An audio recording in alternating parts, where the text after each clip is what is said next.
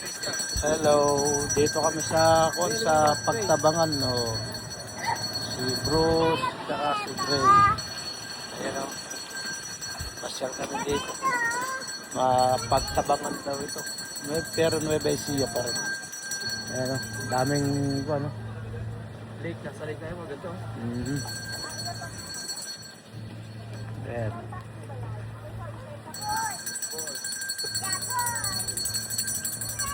Lake Farm.